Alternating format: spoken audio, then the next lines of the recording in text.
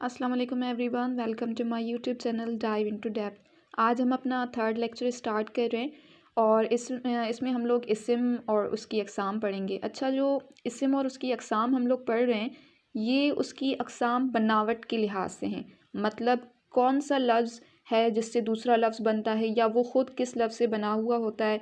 इस तरह हम लोग इस्म जो है उसको जो है डिफरेंट टाइप्स पढ़ेंगे, पर उसकी बनावट के लिहाज से। और जो बाकी के जो टाइप्स होंगे हम लोग वो अपने फोर्थ लेक्चर में स्टार्ट करेंगे। तो अगर हम लोग बनावट के लिहाज से बात करें तो इस्म जो है 3 इस्म की अक़साम हैं बनावट के लिहाज से। ये याद रखिएगा कि ये बनावट के लिहाज से। बनावट के लिहाज से मतलब कौन सी चीज़ किससे बनती है और वो खुद किसकी बनावट है। ठीक है, तो पहले हम लोग आते हैं इस्म मज़दर की तरफ।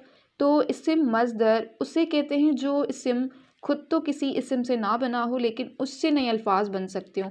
अब जैसे इसमें आता है खाना, ठीक है, उठना, बैठना वगैरह, ऐसे लफ्ज़। तो इससे मज़दर की जो हम लोग पहचान कर सकते हैं वो ऐसे कर सकते हैं कि अक्सर उसकी लास्ट में जो है ना लफ्ज़ आता है। ठीक है, तो ना जो लफ्ज़ आता है तो उसमें आप समझ लें कि ये इस्म मज़दर है। अच्छा, जब ये इस्म मज़दर से हम लोग खा जो लफ्ज़ है वो निकाल लेते हैं, उठ लफ्ज़ निकाल लेते हैं। मतलब अगर इससे ना निकालें लफ्ज़, ठीक है, ये जो लास्ट वाला ना जो लिखा हुआ है ये निकाल लें हम लोग, तो इसमें जो बचता है जैसे खा, उठ, बैठ, ये जो अल्फाज बनते हैं हम लोग इन अल्फाज को कहते हैं फ़ैल अमर, फ़ैल अमर। ठीक है, फ़ैल अमर। अब अमर जो है हम लोग कहते हैं हुक्म को।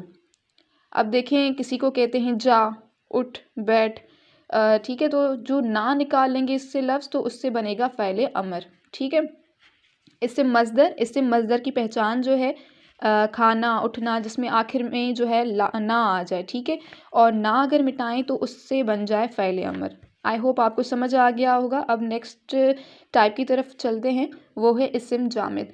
अब इस्म जामिद वो है जो ना ही खुद किसी से बना हो और ना उससे कोई इस्म बने। जैसे दरख्त, पहाड़, कुर्सी, पतंग वगैरह। अब देखें, दरख्त, पहाड़, कुर्सी वगैरह। ठीक है, तो ये जो है वो ऐसे इस्म हैं जो ना खुद किसी इस्म से बने हो और ना उससे कोई इस्म बने। ऐसे अल्फाज को हम लोग इस्म जामिद कहते हैं। उसके बाद आते हैं हम लोग इस्म मश्तक की तरफ।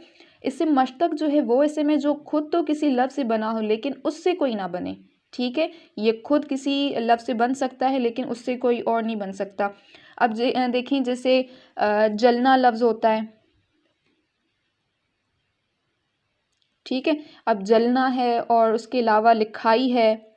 ऐसे अल्फाज जो हैं, जलना, लिखाई, करना, अब ये जो अल्फाज हैं उससे हम लोग जो है दूसरे अल्फाज बना सकते हैं। सही है, दूसरे अल्फाज कैसे? अब जो जलना है उससे हम लोग जलन लिख लेंगे, जलन बन जाएगा। उसके बाद जो लिखाई है, लिखाई जो है हमने लिखना से निकाला है। ठीक है, पहले जो लफ्ज़ था लिखना था, उससे हमने बनाया लिखाई। उसके बाद जो है करना। अब करना जो है इससे हम लोग क्या करेंगे, जो लफ्ज़ करना है उससे हम लोग लिखेंगे करो। ठीक है, तो ये जो लफ्ज़ हैं ये बन गए। तो अब इससे मश्तक उसे ही कहेंगे जो खुद तो किसी लफ्ज़ से बना हो लेकिन उससे कोई लफ्ज़ ना बने।